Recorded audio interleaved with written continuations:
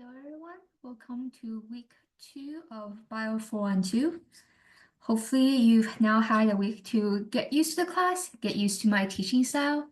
And as always, if you have any suggestions for how to improve the classroom experience or the lab experience, feel free to drop me a note on Slack or through email or on Canvas.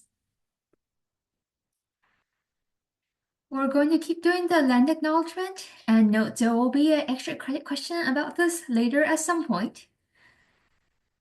We acknowledge the land currently occupied by Sacramento City College as the traditional home of the Maidu, Miwok, and Nisenan people. These sovereign people have been caretakers of the area since time immemorial. Despite centuries of genocide and occupation, the Maidu, Miwok, and Nisenan people continue as vibrant and resilient federally recognized and non-recognized tribes, bands, and rancherias.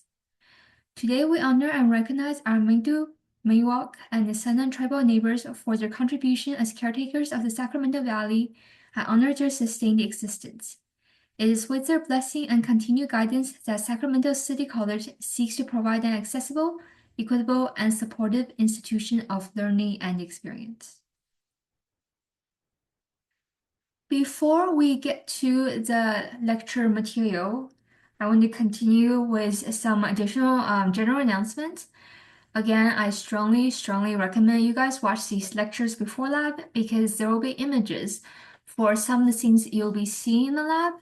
And watching these ahead of time will make your lab experience a lot smoother and help you identify some of the things. Upcoming deadlines.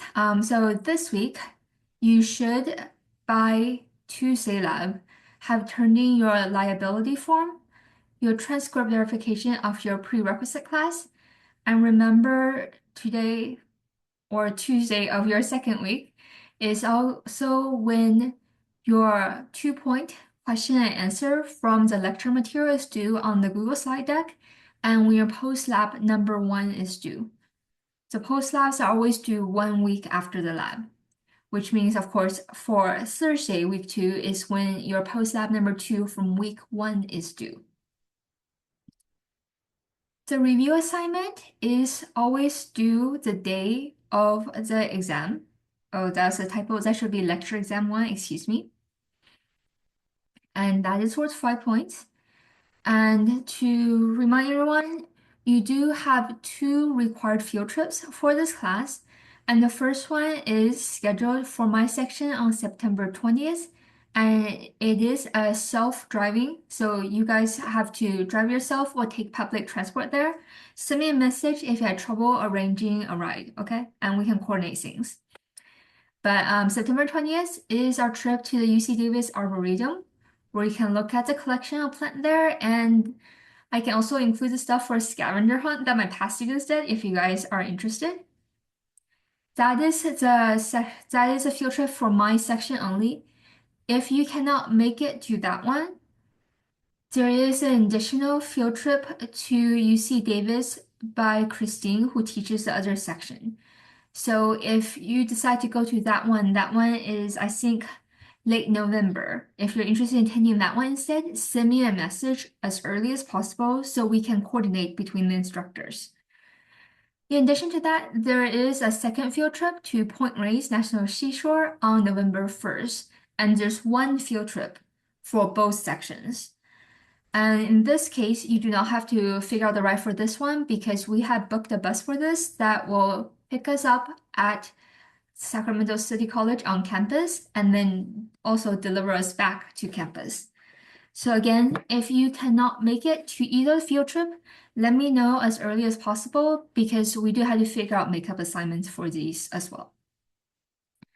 For the DSPS folks, if you need special accommodations for either the field trip or for the lecture and or lab exams, please let me know by the end of this week so we can book the rooms and set up stuff and do any extra printing of materials that we need as soon as possible.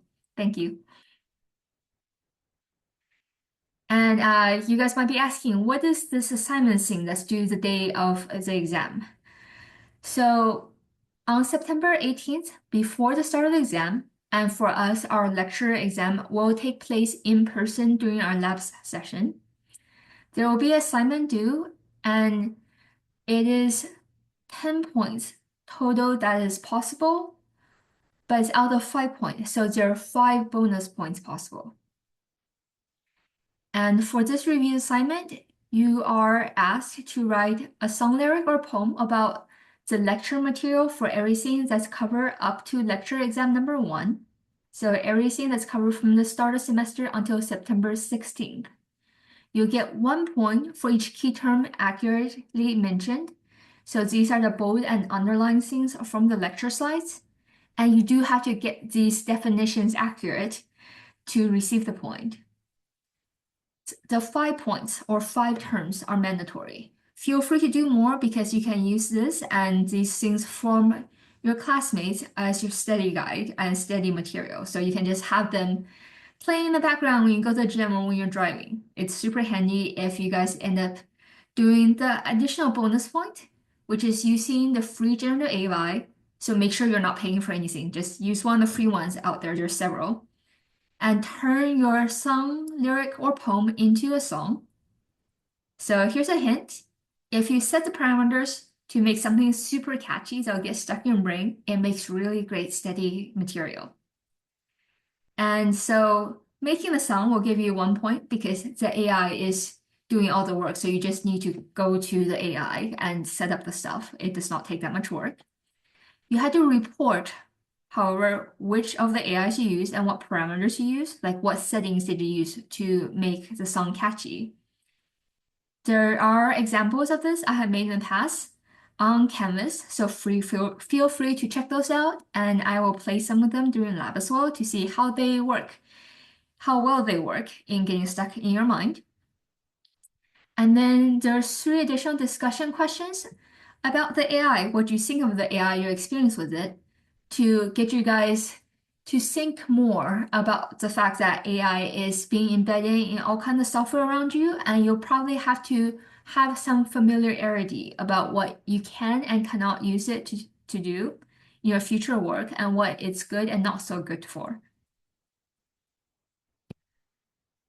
And so to turn in or deliverables for this assignment, you have to turn in some kind of file for your lyrics. And if you choose to do the extra credit, the information about the AI used, the parameters you use, and the answers to discussion questions are also to be included in this text file.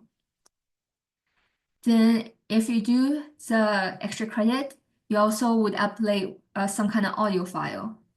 And if you had trouble downloading the song from the AI website, recording on your smartphone and then uploading that is totally okay.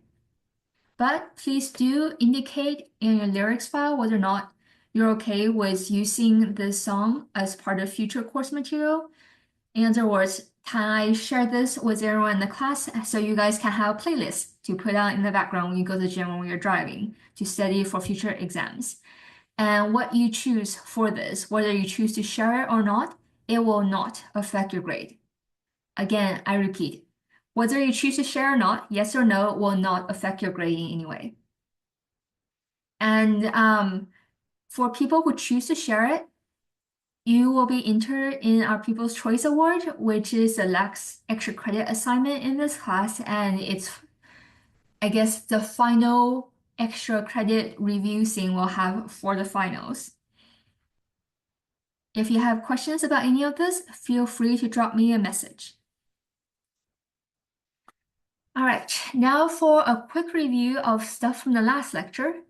And this is the sort of thing you might see on exam. I might show you a diagram of a cell and ask you to name the parts or label the subcellular components. Go ahead and pause the video now and see if you can fill in all the blank boxes.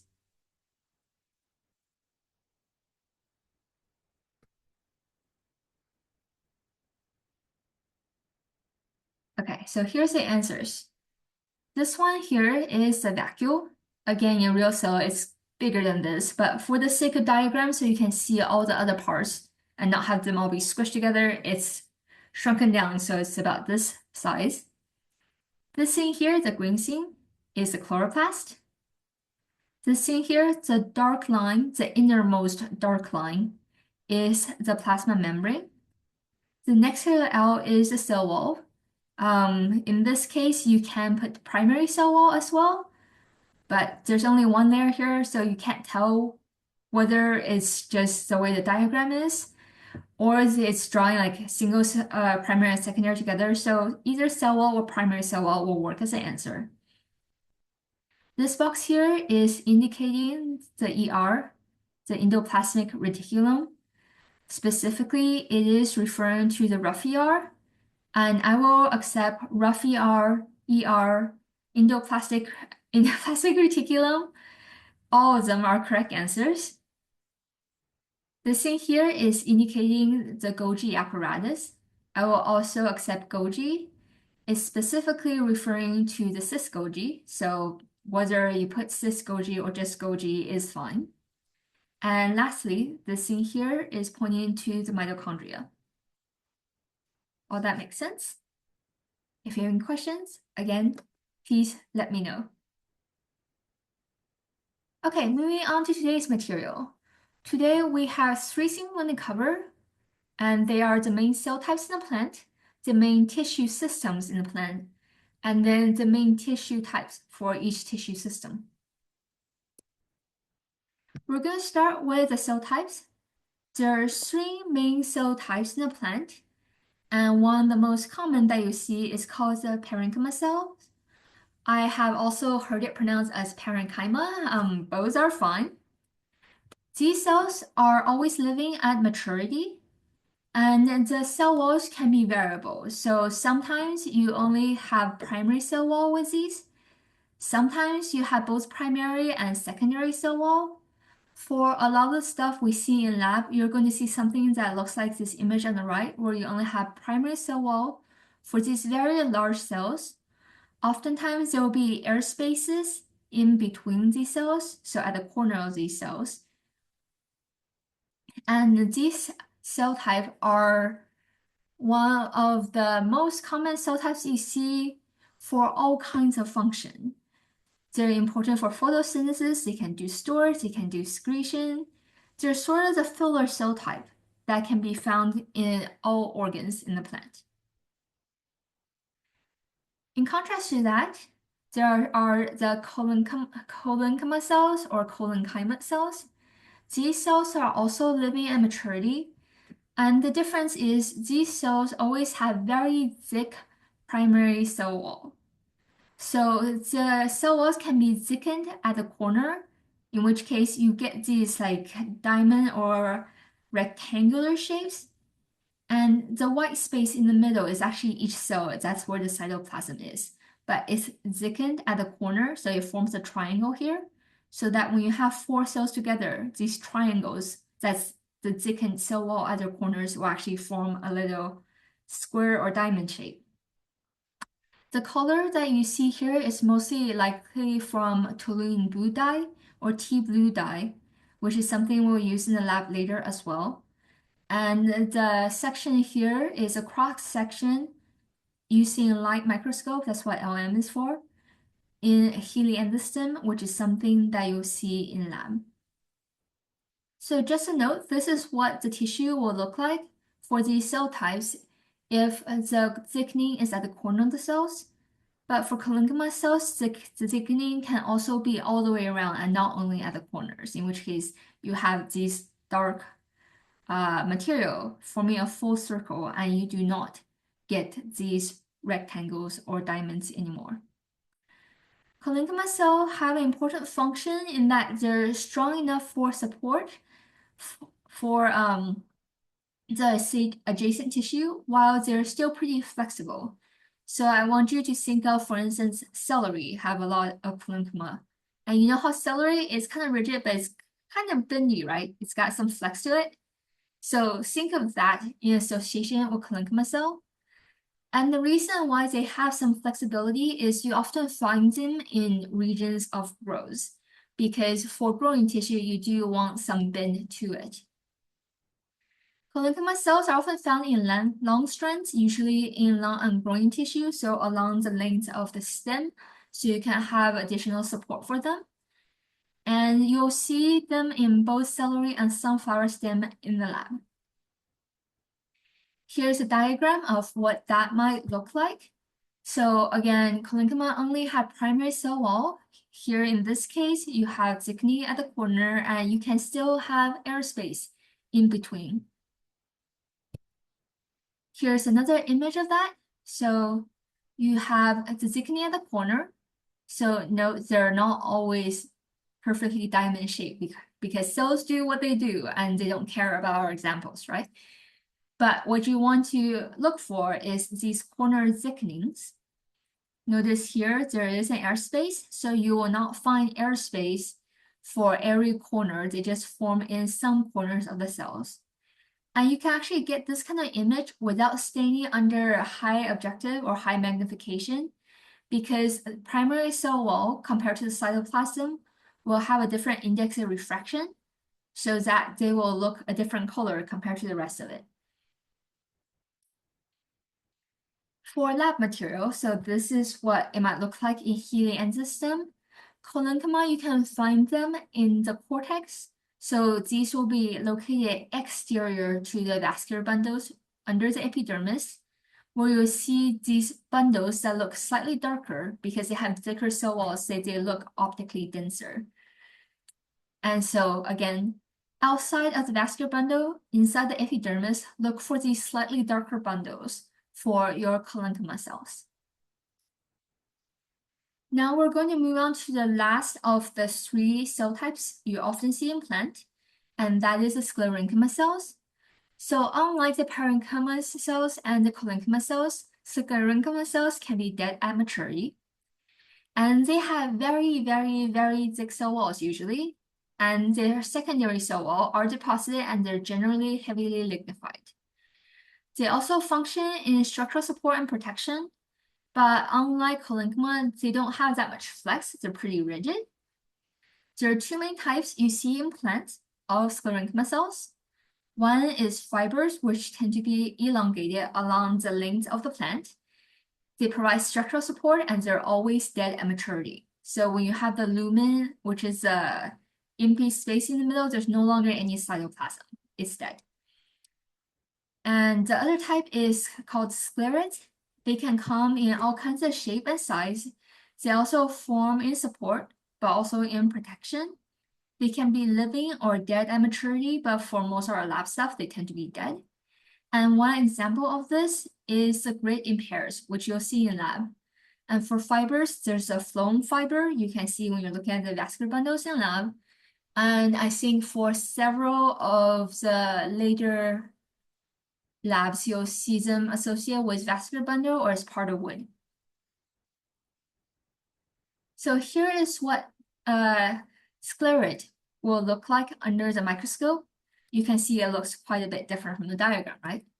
So the large white space here in the middle is super tiny, it's squashed to this thin space. And all of this is the secondary cell wall, which is super thick.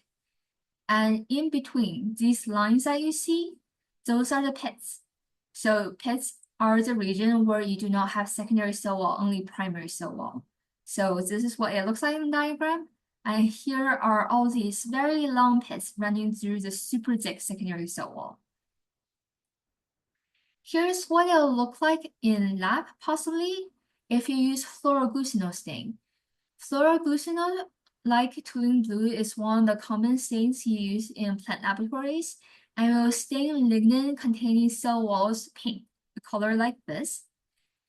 This is what the sclerote cells, or stone cells, also sometimes called brachysclerotes, will look like. You have the small space in the middle, that is the lumen. All this is the secondary cell wall. And these dark lines you see running through the secondary cell wall are the pits. Here are the fibers. And the cross-section of the fiber, again, you can see that the lumen, the space in the middle that's left for cytoplasm, is super small. If you, I guess, go really close to the screen, you can sort of see the pits running through it. And the fibers usually occur in bundles. So you'll see this in the wood lab and in the phloem fibers for many of the cross sections in lab. Here is another example of sclerenchyma fibers in cross-section. You can see for some of them, depending on where you section, you can barely see the lumen because they're so small. Most of them are going to be, most of the cell is going to be secondary cell wall. And so you can imagine how the ratio of the lumen space in the middle to the thickness of the cell wall affects the strength of these cells. So in other words, think about if you have a straw that you're drinking your soda or your boba through.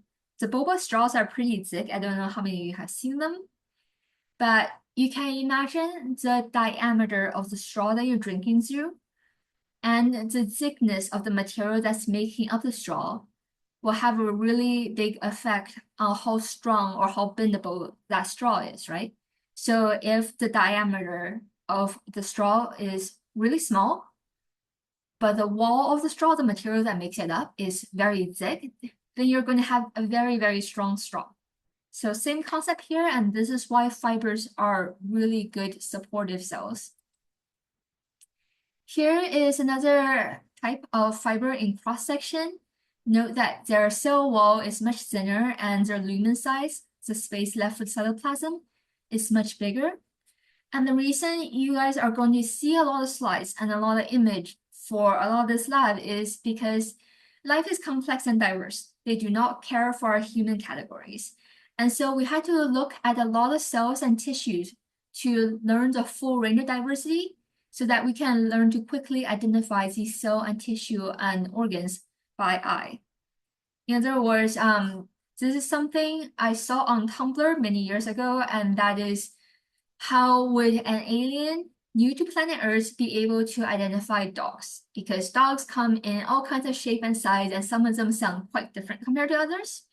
So in this case, we are the aliens trying to figure out if something is a dog or not, and we can only look at all kinds of dogs to try to learn, okay, dogs can come in all these kind of flavors, if you will, breeds, if you're more technical about it. And so the only way you can really learn this quickly is just by looking at a lot of dogs, or in this case, looking at a lot of cells. So here are more photos. Here is a previous micrograph or image from the microscope we saw with a cross-section of the fibers. Here are what fibers look in longitudinal section. So cross-section on the left, longitudinal section on the right, and you can see they look very different, right? And this is to reinforce the concept that all the tissue and cell types that we see in a plant are three-dimensional. And so for anyone who is interested in working in this area and doing research on this area and learning thoroughly the function of these tissues, you actually have to look at these things in multiple planes of section. So cross-section, longitudinal section, tangential, radial, and so forth, in order to actually get an accurate idea of what the structure and shape of the cell is like. Now, finally, scleret. Scleret is the cell type that has a diversity in shape and size.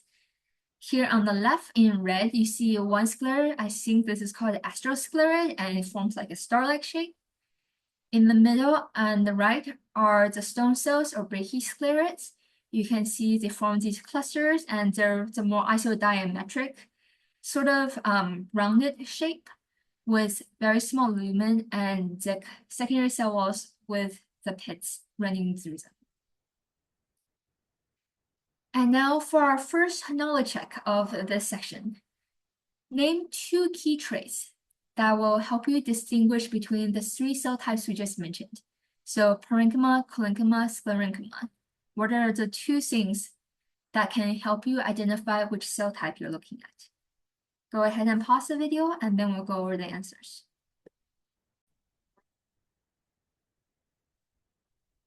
Okay, so the two traits, one is the cell wall.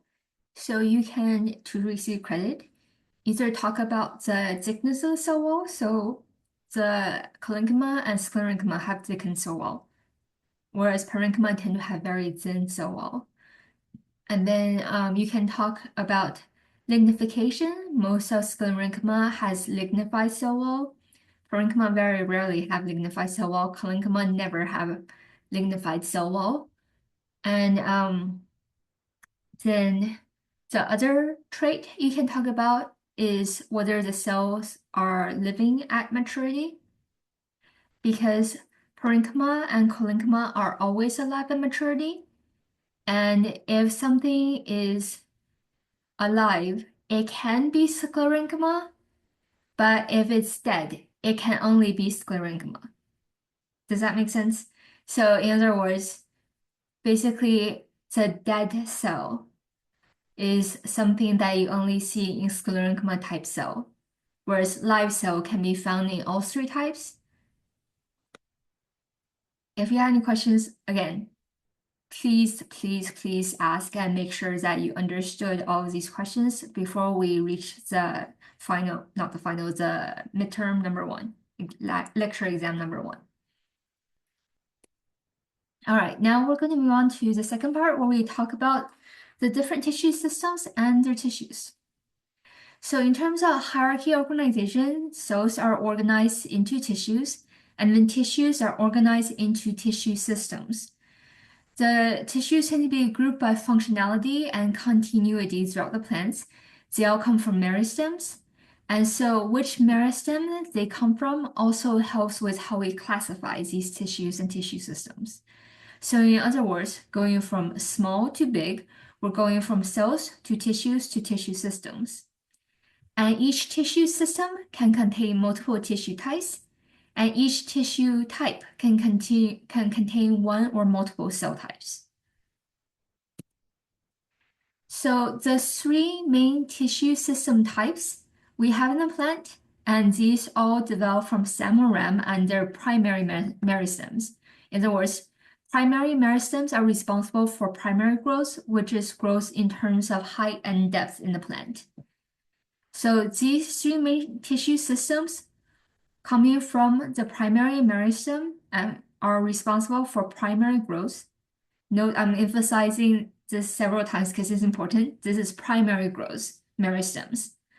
Our ground meristem, which gives rise to the ground tissue system, the protoderm, which gives rise to the primary tissue system, and then the procambium, which gives rise to the primary growth vascular tissue system. So these three. Please remember them. This is very important.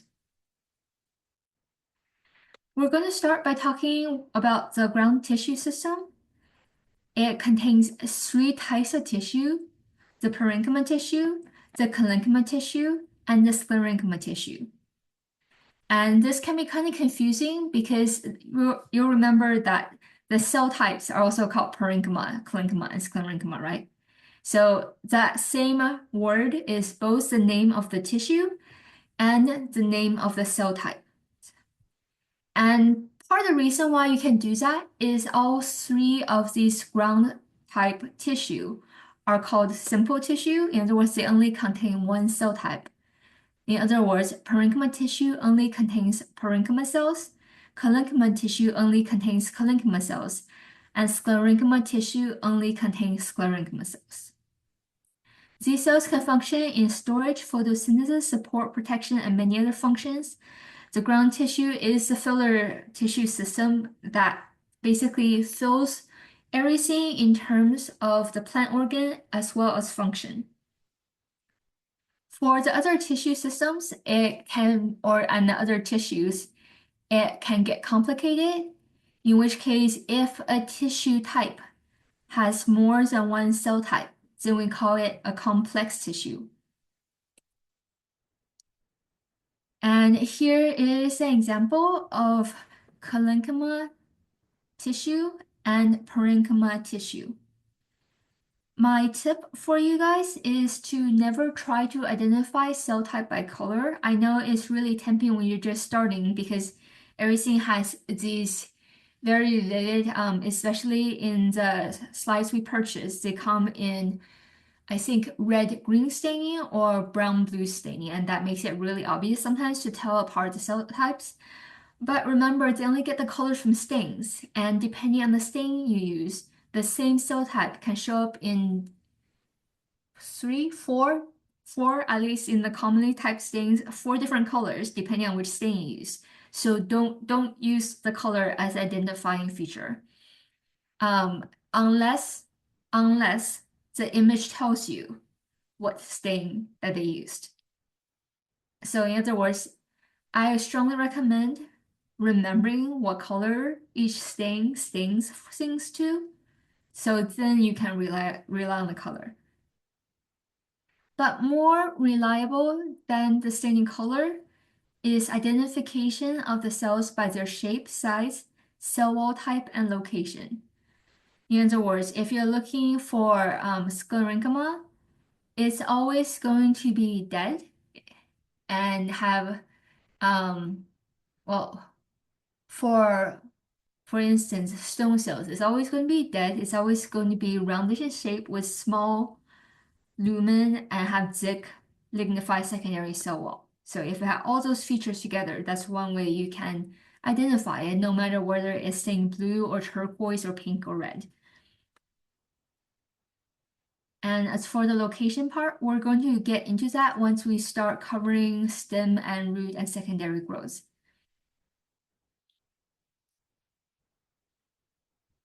So now a quick knowledge check. Name the three tissue of the ground tissue system.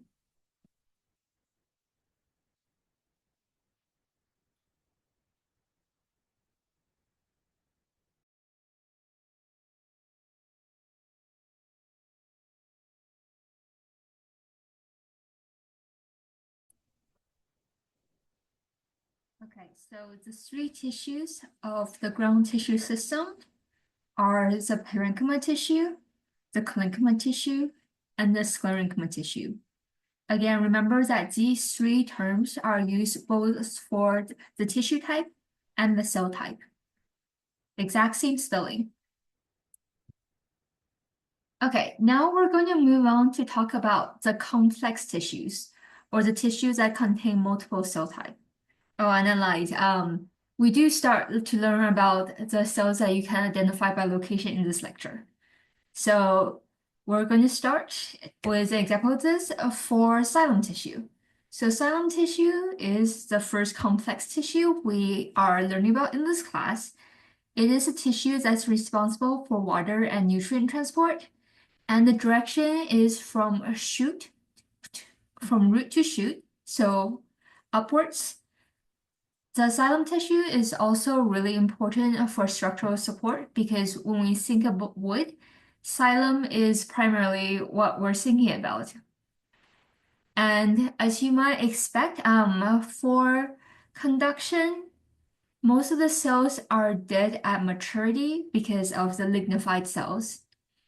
And something that my past students often get confused about is xylem is not a cell type, it's a tissue type. There are many cell types within the xylem tissue.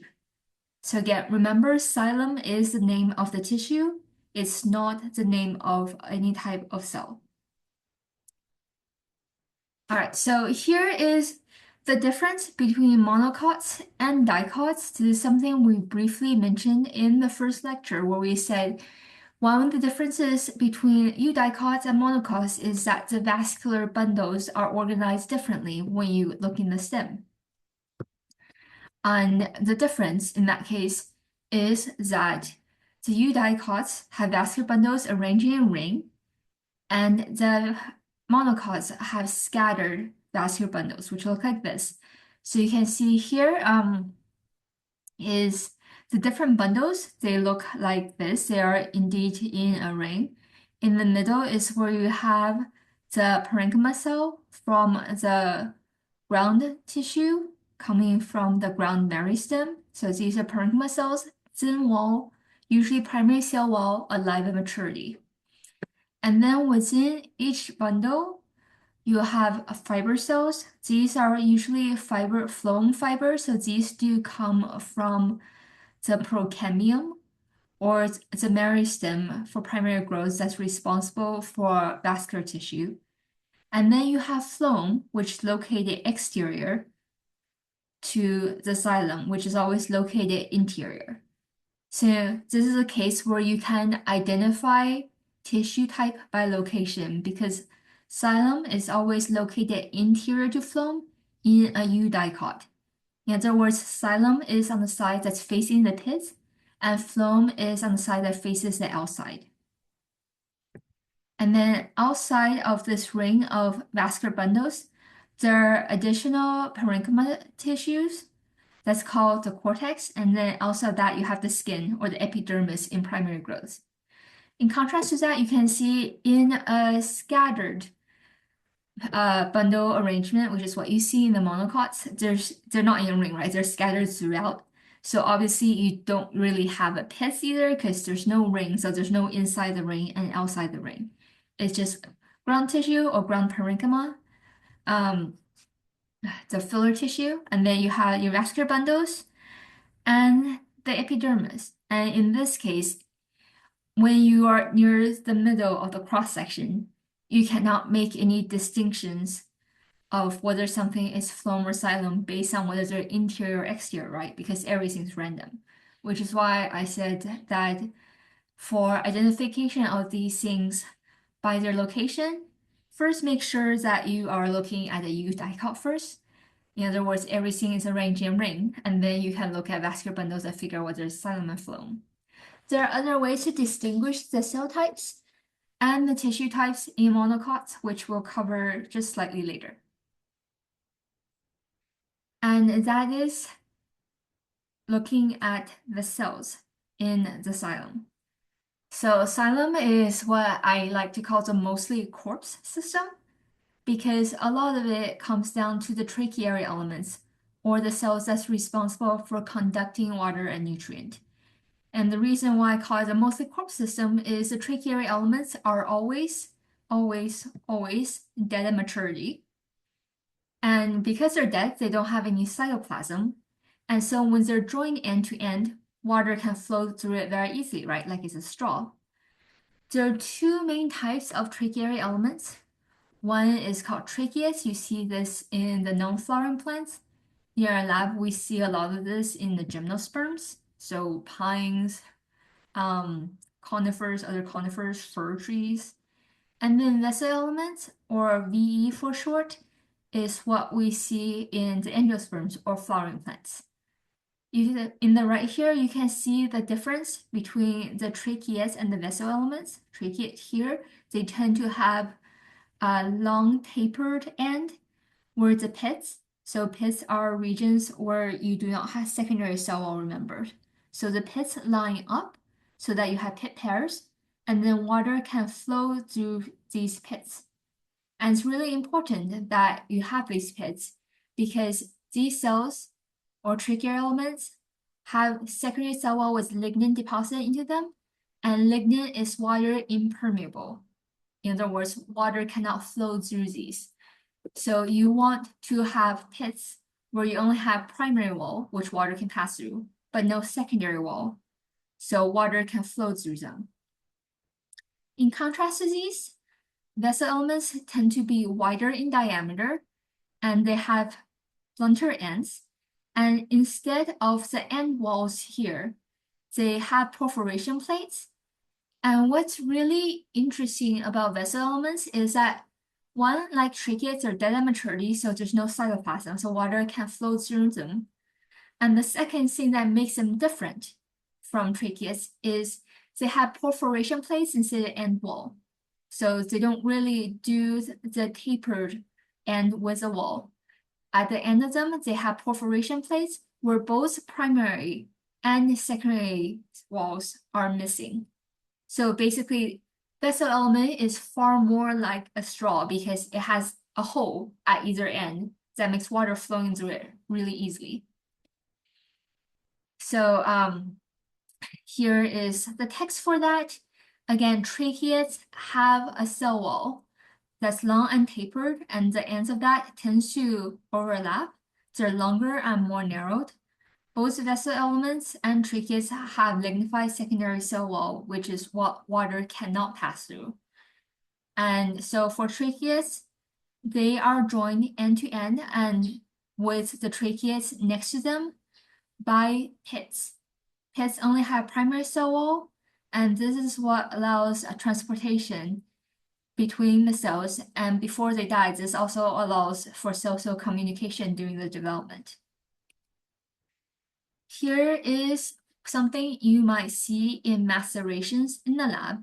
So maceration is a series of processing steps where you make the cells unstuck from each other so that they're just drifting loose.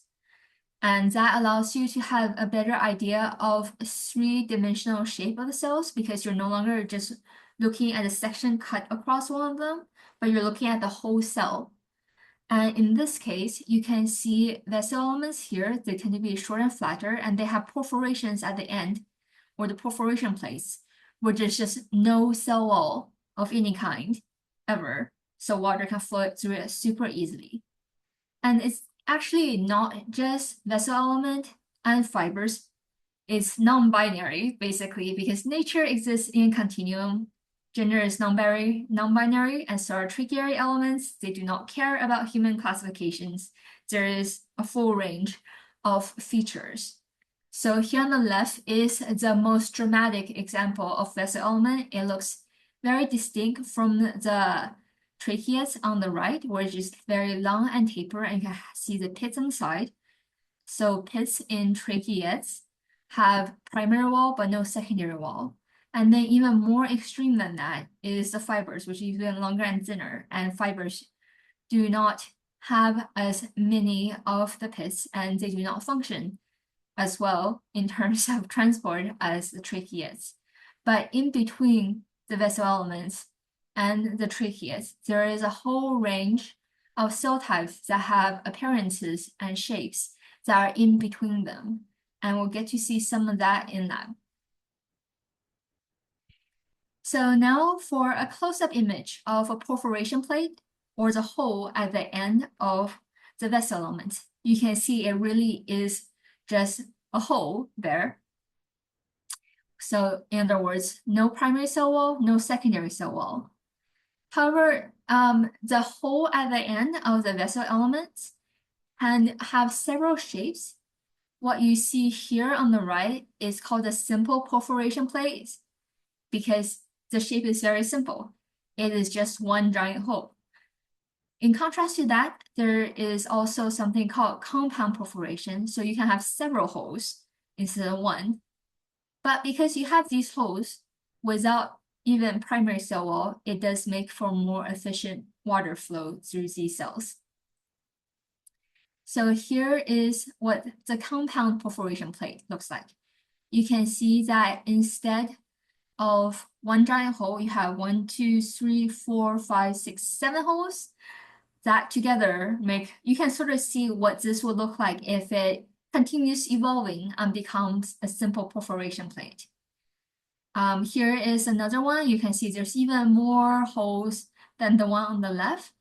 And you can sort of imagine that in more ancestral lineages, how each of the pits, as the primary cell gets dissolved away, each pit can sort of be elongated, and then the little connecting cell walls in between them can get thinner and thinner.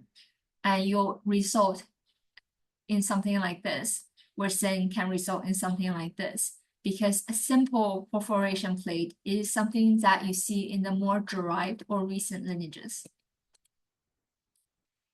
Now, there are more complications in addition to that, and that is in the type of cell wall thickening. So it's not only collincoma cells that can have specialized location in terms of where they thicken their cells. Vessel elements can do this too. And the cell wall thickening is tightly regulated, and what type you have depends on the plant stage of growth and location.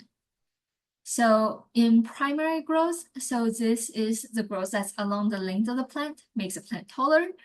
You tend to have annular thickenings. So in longitudinal section, you can see this ring-like shape that happens, that's annular. Or you can have spiral or helical thickening, which is a slinky-like shape that gets stretched out. And depending on how you cut the celery in lab, sometimes you'll see the spirally getting caught in your sections and getting pulled out across your sample under the microscope, and that makes it super obvious. So both of these are what you see in primary growth. In primary growth, in the older cells in the xylem, the older vessel elements, you sometimes also see reticulate or net-like thickening. You can imagine that once you have this net-like thickening where the rings are connected together and no longer like a slinky, it doesn't get stretched as much, right? And so that makes sense because the younger tissue are where a lot of growth is happening. So you do want something that has more flexibility and more ability to stretch. And then once you get to the older tissue, the cells are not expanding as much, so you can have the reticulate connection between the rings, resulting in this network-like thickness. And then finally, in the older tissue still, the most mature tissue, you can have pitted cell wall, where most of the cell wall is thickened, and there are only holes or pits where there's no thickening. And this is a sort of vessel element that you only see with secondary growth. We'll cover secondary growth in a different lecture later. And here is a reason why I call it mostly corpse instead of just the corpse system. And that's because xylem tissue, in addition to tracheary elements, also contains live cells such as parenchyma. And they have many functions. In the xylem, they can be responsible for ion, sugar, and storage of other nutrients as well. Xylem can also contain fiber, which also makes up a part of wood. Fibers are dead at maturity, and they contribute to the function of support in the xylem. So here is an example of something you might see in lab, like for instance, in the helianthustem. Here is a vascular bundle. And again, remember the phloem side of the vascular bundle is on the interior side, the side that faces the pit. So this entire thing, this semicircle, is a xylem. The large ones here, the large holes or lacunae that you see here are the vessel elements, and you do have some fibers in between. So look for that in the lab. Here is another reminder about all the different cell types we have here and the arrangement of the tissue and cell types. In particular, I want to remind everyone that there are two types of parenchyma cells in stem cross-section in the eudicot. You have the pits in the middle and the cortex on the outside. And these vascular bundles are occurring bundle, right? So there can still be pits in between. This is actually not a good image for this because secondary growth has already started to initiate. This is actually a much better image. You can see on either side of the vascular bundle, there is just the pits parenchyma cells transitioning to the cortical parenchyma cells, right? So it's all parenchyma cells all the way down on either side of the vascular bundle. And that's why we call it Pitts ray, because it's a ray of parenchyma tissue coming out of the pit. So like it will be here, here, here, in between the vascular bundles. Oh, here is a better image. So again, here is the ray, the Pitts ray running through here. And this is younger tissue. Once the tissue becomes older, you'll see that there is a differentiation of secondary growth tissue in the Pitts rays. And the thing is to remember that in primary growth, and primary growth is a keyword here, that vasculature is always located in vascular bundles of cells, with phloem on one side and xylem on the other side. And for eudicots, the xylem is located on the interior, the side close to pith, and the phloem tissue is located on the exterior, the side facing the outside and the skin. And this is a helianthustem cross-section, which is something that you see in the lab. Okay, time for another knowledge check. Name two conducting cell types in the xylem that differentiate angiosperm from gymnosperms, and describe two traits that are different between them.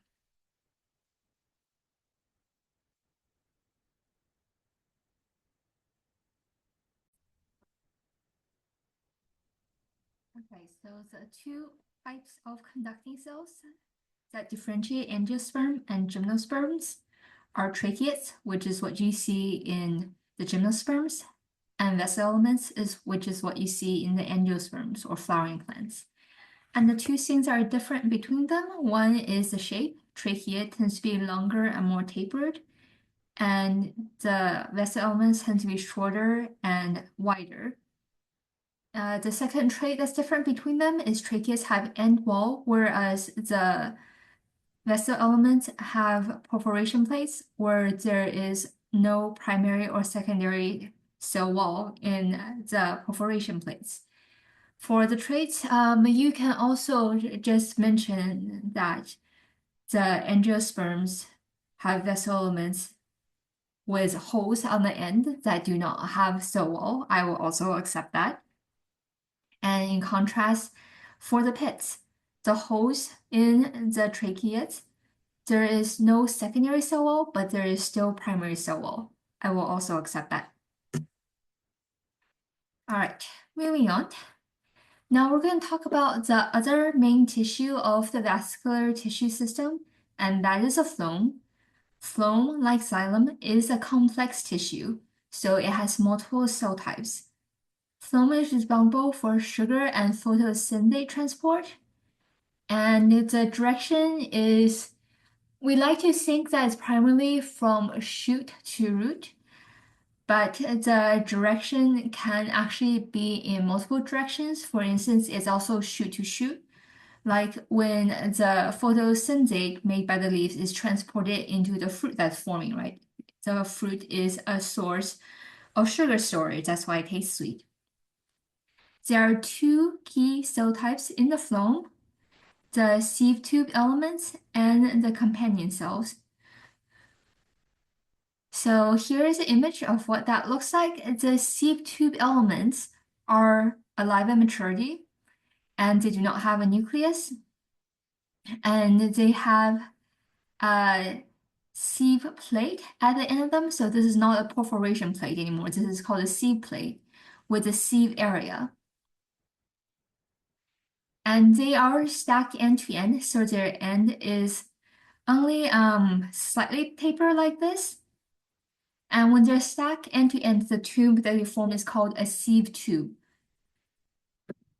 The reason why they have to work in conjunction with companion cell is because that at maturity sieve tube elements or SDEs have no nucleus, so they cannot perform a lot of the biosynthesis function and make a lot of products that we require the nucleus and specifically nuclear DNA's direction to make.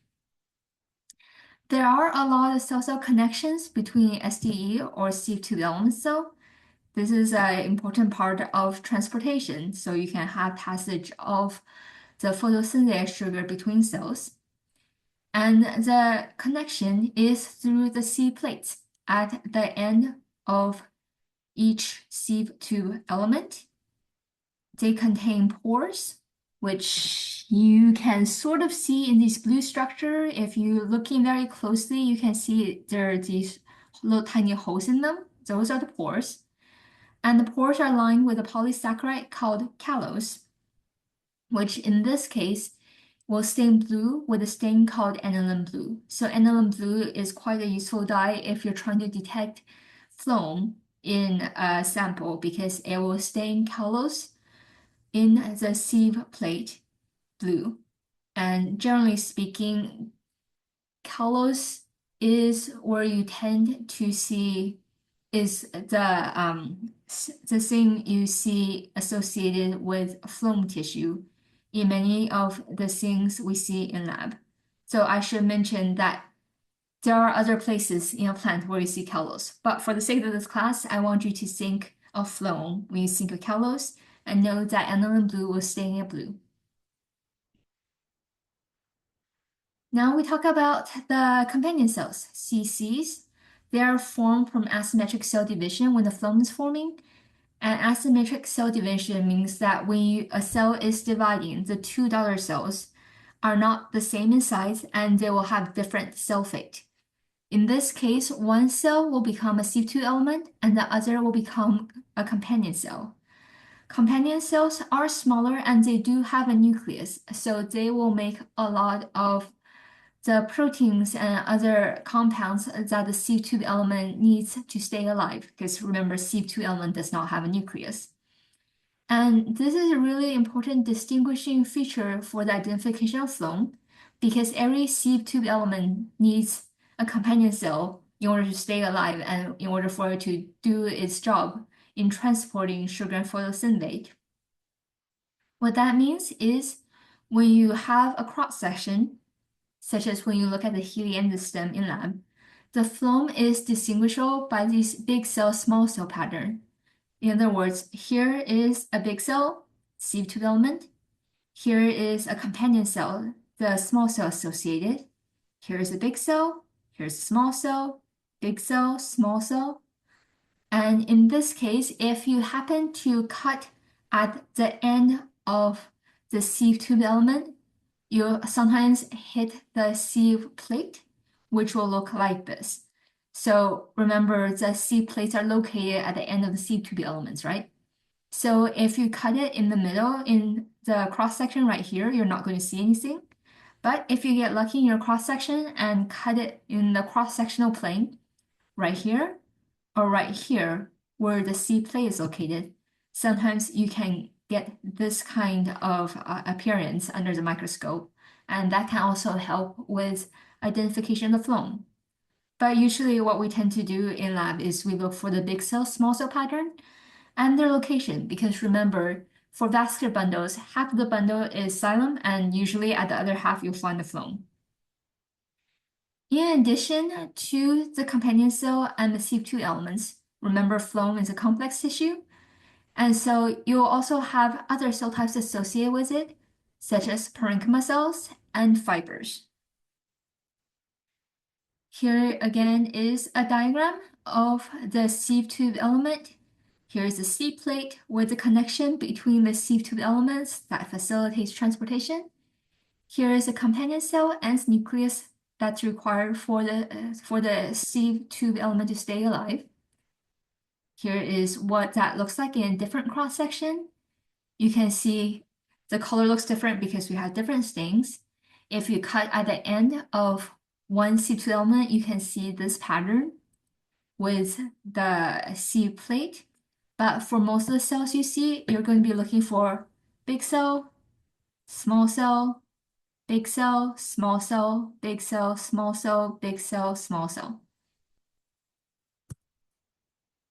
Here's a zoom in higher magnification image of a C plate. C plates, like perforation plates, they also come in different flavors of simple and compound. So here is a simple C plate. It has one C variant here, and you can see blue color again, so aniline blue staining for callose that allows you to identify the C plate. Here is another cross section with a different stain. You can see the C plate here and the associated companion cell. Here's another sieve tube element, and here's its companion cell.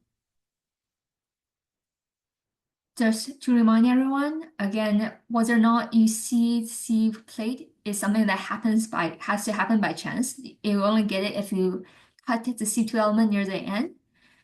And you'll see, in other words, the blue stain that forms this pattern if you cut it at the right height. So if you are identifying phloem under time constraint, such as what you might do under an exam, it's faster to look for the big cell and small cell arrangement next to the xylem. Next, I want to mention the other feature that can, in longitudinal sections, help identify the phloem, and that is looking for P protein. So the P in P protein is short for phloem. So P protein is phloem protein. It is something that you see in both monocots and dicots, but it's also something that you only tend to see in angiosperms. And its role is to form aggregates at the injury site.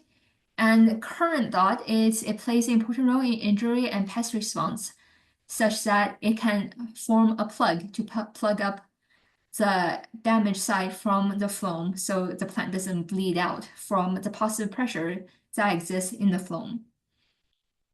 You can think of it like the artery in people, right? Like you can get arterial spray from the positive pressure that's in your arteries. So similarly, phloem has positive pressure. So if it gets damaged, the plant can start to bleed out from it. So having something like the P protein that can plug up or seal the injury site is pretty useful. So in this case, you can see the P protein on the side here and on the side a bit here. And back to the same cross-section image we saw before for the helianthus. Remember that a vascular bundle usually has xylem and phloem together in one bundle. And in this case, we're going to look at the outer half or the phloem half of the vascular bundle. You can see here there's a slightly denser region, which if you zoom in on higher magnification under the microscope, you'll be able to see the big cell, small cell arrangement here. You can sort of see it here in this image. Here's a big cell, here the blue dot is a small cell, here's a big cell, here's a small cell. And phloem often has phloem fibers associated with it. Remember, fiber is a type of sclerenchyma cell that's dead at maturity with highly lignified secondary cell wall and that provides support. So here is a cap of phloem fibers on top of the phloem tissue. And this entire semicircle located on the exterior portion of the vascular bundle is the phloem. And note that in eudicots, where you have the arrangement of vascular bundles in a ring, the phloem is nearly always exterior of the xylem in the stem. In the root, it's different. So here is a quick test of knowledge. What are these cells that we're looking at? And one of the ways you can tell things apart is by whether or not they have lignin deposition in their cell wall and do they have end walls. So in this case here, you can see this is this element. You have simple perforation because it's just a giant hole at the end that really forms a straw that makes water flowing through it very easy. And on the other hand, on the other side, in the longitudinal section, you can often identify the phloem by the presence of P proteins, which sometimes forms these T-shaped plugs, like this in here, and then this here. So in other words, once you have in longitudinal section found the xylem, because the xylem has vessel elements or tracheas, which have lignified cell wall, and they have in the longitudinal section very distinct lumen or space to allow water to flow through. You'll usually look on either side of it to look for the phloem. And if you're not sure it's a phloem or not, look for P protein. And then you can look for the big cell, small cell arrangement, which in this case can be sort of hard to find, but here's a big cell, here is a small cell. Here's a small cell, here's a big cell. So you had to sort of scroll around. Use the stage adjustment knob on the microscope and look around your sample to try to find examples of the big cell, small cell in the longitudinal plane. Here's an electron micrograph of the CYP2 element and its associated companion cell. You can start to see some of the subcellular components in this image. So here is the ER, for example. Here's what the P protein looks like under that. And here's the pore connecting the CYP2 element to the companion cell, because there is a lot of communication between these two cells, since the companion cell is providing everything that the CYP2 element cannot make by itself because it has no nucleus. Right. Here is a developmental process of the sieve tube element and the companion cell. When it's developed, you can see here is the sieve tube element. The companion cell is nudged up right against it over here. The tonoplast tends to form the majority of the volume of a plant cell. And you have plasma desmata connecting the two cells of sieve tube element through the pore sides. And you have callus holding each pore, and callus will stay in blue with aniline blue. You have P protein floating in the cytoplasm. Often you'll actually see them hanging toward the cell wall.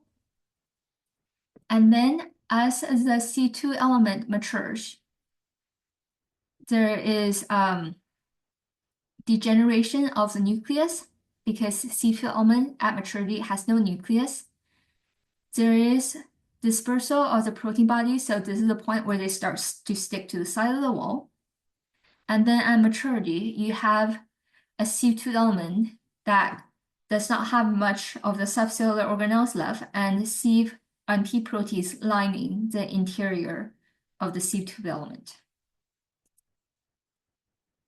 Now we're going to talk about the last key cell type in a vascular bundle. And this is something that you may not find in every vascular bundle depending on how old your sample is in terms of its developmental maturity, and depending on the species and whether or not it does secondary growth or not. So vascular tissue system, in addition to the xylem and the phloem in the vascular bundle, can have cambium in the middle dividing these two types of tissue. And cambium is the name we give to dividing meristematic cells that can make more xylem and phloem. In primary growth, so primary xylem and primary phloem, the meristematic tissue here is called the procambium. And if you see vascular bundles, it's primary growth because once we hit secondary growth, everything forms a ring and they're not in bundles anymore. So therefore, if you see layer of undifferentiated thin-walled small cells between the xylem and the phloem in a vascular bundle, you know that's procambium. Vascular cambium is the name we give to the cambium once we have secondary growth. And in this case, all the bundles will actually start to expand and they'll form a ring around the entire stem. So you want to think like the tree rings on a tree that's formed from the action of the vascular cambium. So you have this ring of meristematic tissues that just keep expanding outward as the tree gets thicker and thicker. And at this point, in a typical secondary growth pattern, you do not have bundles anymore. There are always exceptions and atypical growth, and we'll cover that later. Now for a knowledge check, name the two ways you can identify whether a tissue is a phloem tissue or not.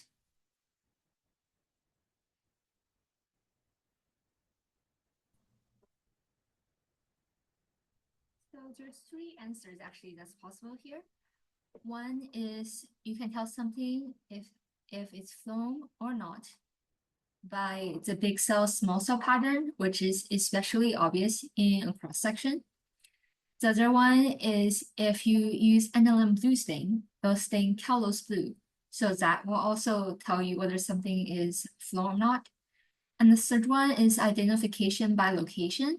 So if you're looking at a eudicot, such as the sunflower, the phloem is located on the outer side of the vascular bundle.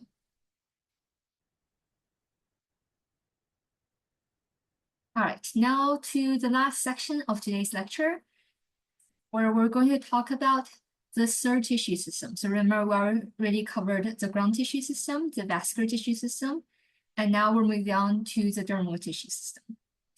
The dermal tissue system is the first line defense of a plant against the environment. It's covered by the cuticle, which is a layer of waxy substance that plays a role in defense and helps the plant conserve water. It will stain a sort of orange-red color with scan 4, which is another one of the things we commonly use in plant biology. And this will be what it looks like. So here is the cell layer, that's the epidermis. And on the outer side, you can see that there is this layer of substance, which is a cuticle. And the epidermis is a complex tissue, so it has more than one cell type. It is the name for the plant skin in primary growth. Once we hit secondary growth, the skin is called the periderm, and it's also a complex tissue, and the structure is a lot more complicated than what you see in epidermis or primary growth. There are several cell types in the epidermis. There are guard cells, which are the lips that form this opening, and the opening itself, the hole in the middle, is called a pore. So there are a lot of things in plant biology that anatomically we just call pore, and lacuna, it usually just means space. So it creates a space in the middle, and the two guard cells plus the pore forms the stomata, or the tiny mouth that allows the plants to breathe. In other words, the stomata is critical for gas exchange, which is important for photosynthesis and respiration, because during photosynthesis, carbon dioxide or CO2 has to go into the plant, and oxygen is released outward through the stomata.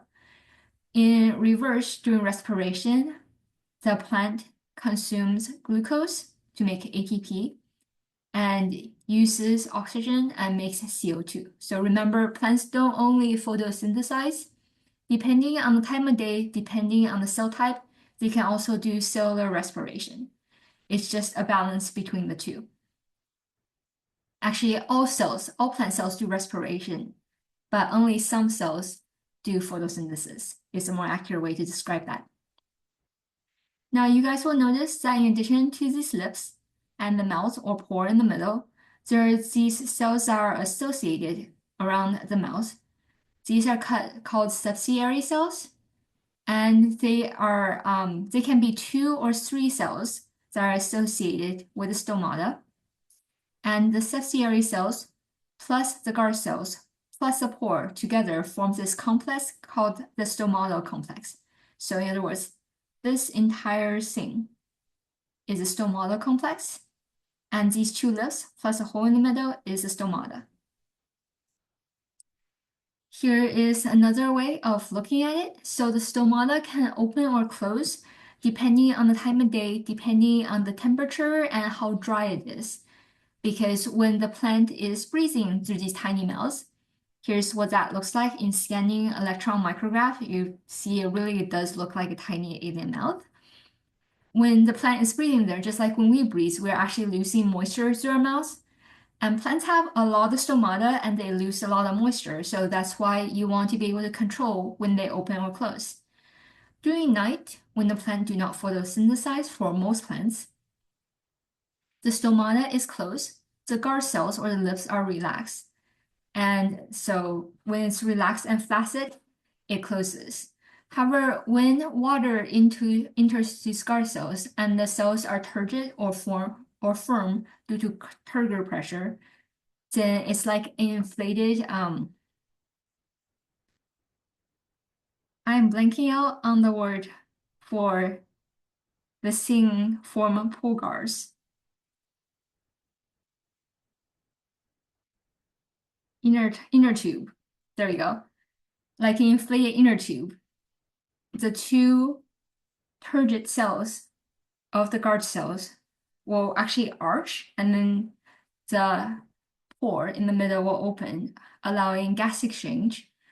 However, this is something that happens during daytime because you want gas exchange to occur during photosynthesis, right? But when it gets too hot, when it's too dry and there's too much water being lost, the water will go out of the cells because there's not enough water, right? And so these 2 cells will become relaxed again, and then the pore or the mouth will close again. Here is what that looks like in a cross section. So here are the guard cells. If you chop them in half, outside of the guard cells are the subsidiary cells, or sorry, These two are the subsidiary cells, and here are the smaller guard cells that, when they're turgid or firm, will open. In addition to the stomatal complex, you'll see a lot of these jigsaw puzzles shaped cells that make up the bulk of the epidermis, and these are called pavement cells because they're paving the flat surface. They tend to be relatively unspecialized cells, and they're very flat. So even though they look very big from the top down like this, if you look at the cross section, they're not very thick. So that's what we mean by flat. And they can have these cool wavy border shape, but not always, especially not with, well, it depends on the type of monocots. So the wavy border is not a critical feature so much as the fact that it is the other cell type that's flat and not part of the stomatal complex. In addition to the pavement cells, there are also a lot of hair cells on the plant skin called the trichomes. They function in the protection of the plants, but they can also be modified to serve many other functions, such as the rose prickles. So we call them the thorns, but the rose thorn is not botanically speaking a thorn, it's actually a modified trichome. Some of you have probably seen Venus flytrap before, so those are modified trichomes as well that play a role in the source of nitrogen, which is the insects that the Venus flytrap can then close around. Especially the reason why it's able to close is if you ever look at the Venus flytrap, the two trap part, up close, there are actually three specific hair cells in the middle of each half of the trap that stick out. And when the insect crawls across, it'll disturb the hair cells, kind of like when the hair cell in our inner ear is being disturbed, causing a flood of calcium signaling to occur, and that's what causes a venous flytrap to close. So here is epidermis in the onion. This is something you'll see in the lab. As you can see, the pavement cells here are not wavy in shape. Here is the epidermis for unknown plants. So this is what it tends to look like in typical eudicot, like something you would see in beans. You do see these very cool wavy borders. This is also something you'll see in the Arabidopsis thaliana, which is one of the most popular model species in plant biology. Here is another example of what the pavement cells can look like. There's no wavy border here. This one, because of the arrangement, this long triangular shape, means it's probably a monocot. Not always, but probably. Here is another sample of the epidermis from a typical eudicot with a wavy border. So maybe beans, maybe some other type of eudicot. And here you can see three subsidiary cells here. And it's actually nested subsidiary cells because there's three here and then three on the outside, and then the two guard cells in the middle. And now we can go and look at the different types of trichomes, which have a diversity of range in the shape and function. So here's one type of trichome, which is just several cells arranged in stack and pointy. Here is stellate trichomes, where it can be multiple cells, but they're branched like this. So both of these are scanning electron micrographs. But there are more types besides that. You can have the unicellular type, which you have just a protrusion of the cell, so you can have papillae or water vesicle, or a simple hair-like structure of trichome. The one we saw on the previous page is a multicellular trichome that looks like this. And then you can have branch trichomes like this. You can also have peltate trichome, which looks quite pretty. So they look like this on the olive leaves, if you've ever seen those, under the scanning electron microscope.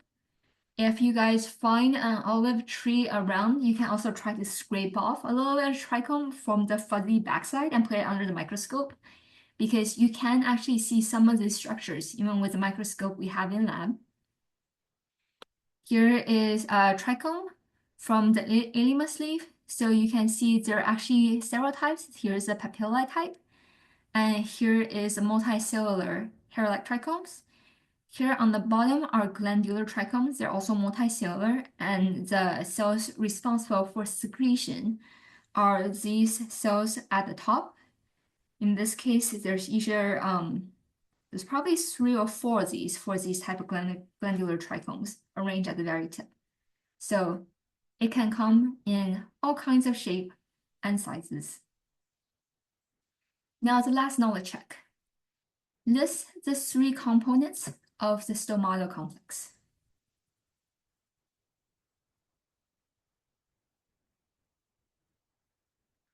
So remember now we're talking about the complex and not just the stomata. So in this case, you have the subsidiary cells, the guard cells, and the pore. All right, that concludes this session of the lecture. Thank you. Again, if you have questions about any of the material, please let me know, and I'll see you in lab.